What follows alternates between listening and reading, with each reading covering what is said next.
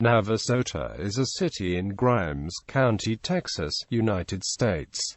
The population was 7,049 at the 2010 census. In 2005, the Texas Legislature named the city the blues capital of Texas, in honor of the late Mance Lipscomb, a Navasota native and blues musician. Location: Navasota is located west of Texas State Highway 6. State Highways 105 and 90 intersect with State Highway 6 in Navasota, with the city located between Houston and College Station, Texas. History: Navasota was founded in 1831 as the stagecoach stop of Nolensville. Its name was changed in 1858 to Navasota, a name perhaps derived from the Native American word Nabatoto. After September 1859, when the Houston and Texas Central Railway built into the town, Navasota became important as a shipping and marketing center for the surrounding area, whereas nearby Washington on the Brazos protested the coming of the rails. The old historic town forfeited its geographic advantage, and it began to decline as many of its businesses and residences began a shore migration to the new railhead across the Brazos River at Navasota. Slaves were a large part of the local economy, as they were imported, traded and used to work in the many local cotton plantations. Guns were made in nearby Anderson, and cotton, gunpowder, and shoes were made, processed, and stored there for the Southern Confederacy during the American Civil War. By 1865, the population was about 2,700. All during the Civil War, all the marketable goods produced in the region were brought to Navasota, then the furthest inland railhead in Texas, to be shipped south to Galveston, where it could be transported by steamboat from the Texas coast and up the Mississippi River to the war effort, or exported to Mexico or overseas to Europe. Navasota suffered a series of disasters in the mid-1860s that severely depleted its population. In 1865, a warehouse filled with cotton and gunpowder exploded after it was torched by vagrant Confederate veterans. The blast killed a number of people and started a fire that destroyed much of the original downtown, and damaged many buildings, including the post office. Not long afterward, the town was struck by a deadly cholera epidemic, which was followed in 1867 by an even more dangerous epidemic of yellow fever. As many Navasota citizens, including the mayor, fled to escape the disease, the town population dropped by about 50%. Mid-1860s skirmish between Navasota and disgruntled freedmen and Confederate veterans broke out in the Brazos Bottoms near Milliken. After a race riot that threw the whole region into a panic, an informal militia rallied in Bryan, gathered arms, and caught the train southward towards the angry mob of armed freedmen who were marching on Bryan, a city to the north of Navasota. Many men were left dead and many were wounded after this little-known battle, perhaps the greatest race battle ever fought in Texas. This led to the formation of numerous private militias, and ultimately during the late 1860s the KKK in Navasota, and on one occasion a tense confrontation between federal soldiers and a crowd of local white citizens occurred there. Later the White Man's Union was formed, which sought political solutions when possible to the past struggles in Navasota. During these days, Navasota was considered a wild and woolly place, where it was not considered safe for women and children to go downtown in broad daylight. The downtown buildings were teeming with lawless ruffians, gamblers, prostitutes and drunks. Lawmen had to hide and watch, and often were afraid of the streets at night. There were many saloons and gaming halls. and every Sunday morning the undertaker hitched up the buggy and went downtown to collect their bodies that were anticipated to be there from another wild Saturday night. Perhaps the greatest and most publicized violence was around the turn of the century, during the decline of the Populist Party in Grimes County, and the re-election efforts of populist candidate Garrett Scott for county sheriff, a man who spent his entire life in Grimes County. Scott had great charm and political skill. He worked extremely well with black population, which in 1900 still maintained a vast majority, as very few former slaves had relocated until violent attacks by white men's union-organized mobs from Grimes and surrounding counties. Despite resentment in much of the white population, Scott was re-elected several times, serving as sheriff for the better part of 2 decades. During this time, a number of black candidates also succeeded in their election efforts. An all-white mob flooded into Anderson on November 7, 1900, where they killed Emmett Lescott, John I. Bradley, many unnamed black citizens of the county. For the courthouse cupola, Sheriff Scott was shot as he crossed the street in front of the jail. His niece, Neely Tuck, came out the jail and threw herself over him to protect him from the rage of bullets that rained down from unseen assailants in the courthouse. The only WMU participant to die was the son of Judge McDonald, William McDonald. The assassination attempt failed initially as Scott was dragged to the jail and survived. The Scott and a large portion of his extended family were pinned down for many days by constant gunfire. Scott's aunt Elizabeth Rowan Scott Neblett implored the governor to intervene. So did Scott's father, John Newton Scott, and his 2 surviving brothers, Postmaster James D. Scott and Navasota lawman John H. Scott, who sent urgent telegrams to the governor explaining how many men and women were pinned down in the Anderson jail with no hope of exiting alive without state militia assistance. Scott was badly wounded and would later succumb to the complications that developed while the WMU held the Scott families in the jail. At least the WMU stopped short of assassinating the Scott women, who spread the bodies over the wounded husbands and sons in the militia wagons, which carried them to Navasota and by train to Houston. Scott survived long enough to willfully divest his land in the county and to bring a successful lawsuit against every merchant in the county. No murder or assault charges were filed because it was later understood that McDonald shot Emmett Scott point blank in the face as Scott entered Bradley's establishment.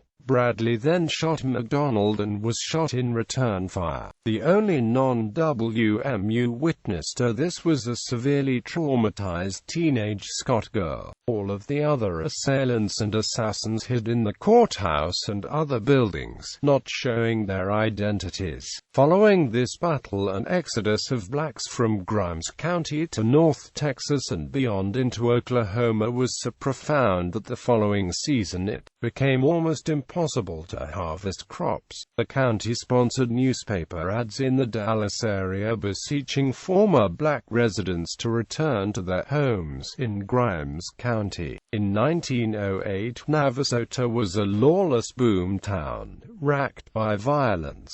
Shootouts on the main street were so frequent that in 2 years at least 100 men died. 24-year-old Frank Hammer resigned from the Texas Rangers to become the city marshal and moved in and created law and order. Hammer faced down, chased down, and beat down the Navasota toughs until the streets were quiet and children could once again go downtown. He relentlessly fought the various power factions and one day fought one perceived local warlord in the mud on Main Street, throwing him in jail and defying all comers as the rest of the troublemakers began to search for cover. He served as marshal until 1911.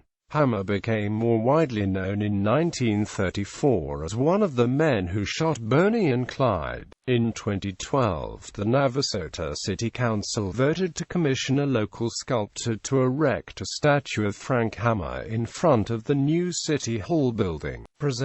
As of 2014, the population was estimated at 7,351.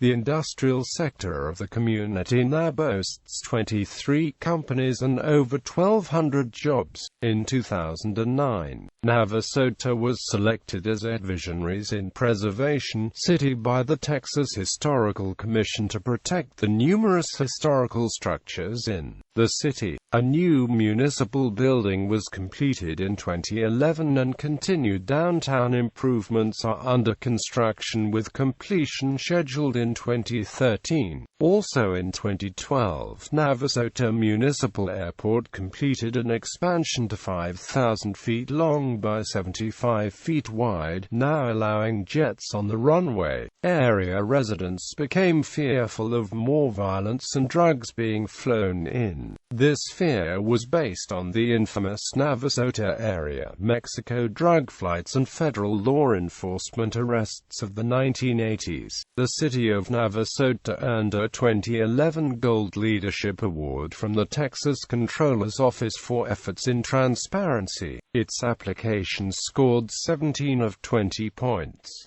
The city of Navasota was one of 70 cities in Texas to receive the gold status.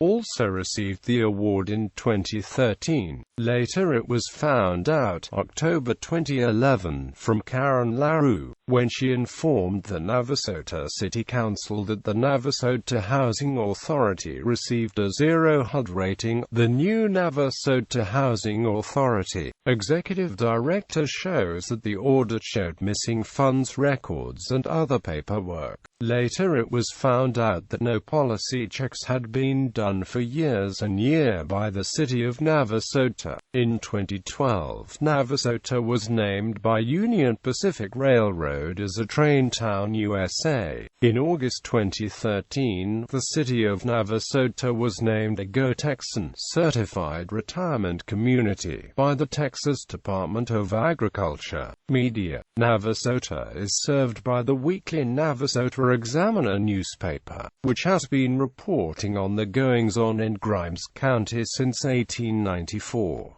The city is also home to the Navasota News 1550 AM, owned and managed by Bryan Broadcasting, which broadcasts the local Navasota Rattlers football games. In 2013, the British documentary project known as Vague Direction visited Navasota and featured local residents Miss Lipper singing Cowgirl and Steve Stribling, a local hog trapper. Attractions. Navasota has some shops and artisans in its historic downtown district, typified by antique, gift, and junk stores housed in old classic stone and brick structures, and live plays at the Sonny Furman Theater. Navasota Blues Alley is in the heart of the downtown district, and offers blues memorabilia, museum exhibits, art, vintage music and radios, and much more. The city also has golfing facilities and parks, as well as wineries. Navasota retains a number of historic Victorian homes on Washington Avenue, the main residential and commercial thoroughfare through town. Another historic edifice is Brule Field, a natural amphitheater built out of native stone by the Great Depression-era Works Progress Administration. It served as the primary grid for the local high school football team, the Navasota Rattlers, until the new stadium was constructed in 2006. Several native stone churches also remain near downtown, with distinctive Victorian fronts. The city is also home to two statues of French explorer René Robert Cavelier de La Salle, including a bronze monument, dedicated in 1936 by the DI, to celebrate the explorations of the famous French explorer. The second is a stone bust that was previously in downtown, and was rededicated by the French consulate in May 2012 at the August Horst Park. The bust was donated to the city by the French government in 1978. Supposedly, LaSalle was murdered by one of his men somewhere near present-day Navasota, while looking for the Mississippi Valley and the way back to French-held lands near the Great Lakes. After numerous voyages, explorations of the Mississippi Valley, trading ventures and several mutinies, LaSalle's bones are believed to have found the resting place in the Navasota Valley. Seasonally, Navasota is visited in the spring for bluebonnets. The Bluebonnets and Amp Barbecue Music Festival is held in April, celebrating the birthday of Mance Lipscomb. A summer festival, the Navasota Blues Fest, every second weekend in August in the blues capital of Texas, honors the memory of bluesman Mance Lipscomb, who recorded numerous albums and lived in Navasota all of his life. The celebration raises money for college scholarships for local students. A statue of Mance Lipscomb is now a part of Mance Lipscomb Park near downtown. A statue of Frank Hammer stands in front of City Hall, honoring the time he served as city marshal, connecting to the time Mance Lipscomb was his buggy driver. Local artist and sculptor Russell Cushman designed and built the bronze statue. The nearby Texas Renaissance Festival is held near Plantersville in the fall.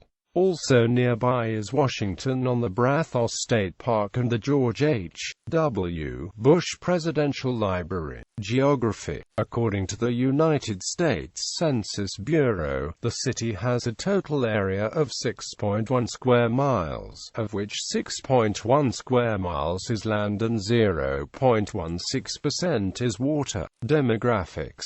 As of the census of 2010, 7,049 people, 2,206 households, and 1,726 families resided in the city. The population density was 1,109.7 people per square mile. The 2,805 housing units averaged 435.0 per square mile. The racial makeup of the city was 52.4% white, 38.4% Hispanic Latino, 30.6% African American, 0.5% Native American, 0.4% Asian, and 2.1% from two or more races. Of the 2,206 households, 37% had children under the age of 18 living with them, 43.5% were married couples living together, 20.8% had a female householder with no husband present, and 29% were not families. About 25.1% of all households were made up of individuals, and 10.4% had someone living alone who was 65 years of age or older. The average household size was 2.81 and the average family size was 3.39. In the city, the population was distributed as 30.7% under the age of 18, 10.6% from 18 to 24, 26.7% from 25 to 44, 18.0% from 45 to 64, and 12.6% who were 65 years of age or older. The median age was 32.9 years. For every 100 females, there were 86.5 males. For every 100 females age 18 and over, there were 81.0 males. The median income for a household in the city was $38,000, and for a family was $31,875. Males had a median income of $28,585 versus $21,731 for females. The per capita income for the city was $14,564. About 23.8% of families and 23.7% of the population were below the poverty line, including 34.7% of those under age 18 and 24.0% of those age 65 or over. Government and infrastructure. The United States Postal Service operates the Navasota Post Office.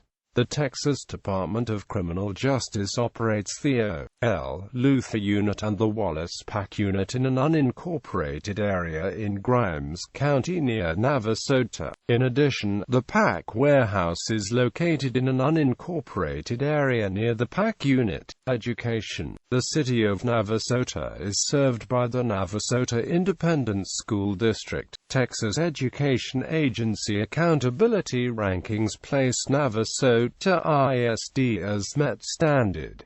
More detail at Texas Education Agency website. The Navasota Rattlers were 3 ADIV2 state football champions in 2012 and 4 ADIV.I state football champions in 2014.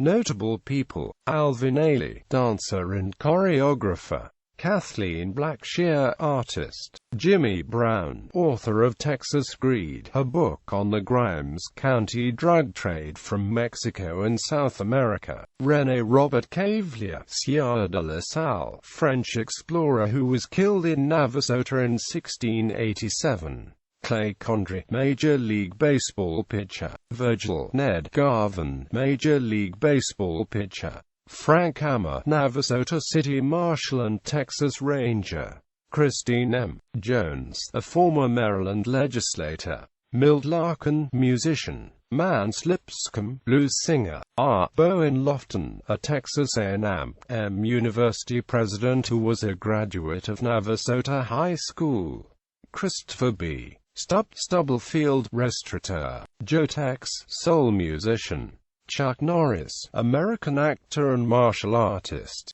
Bibliography.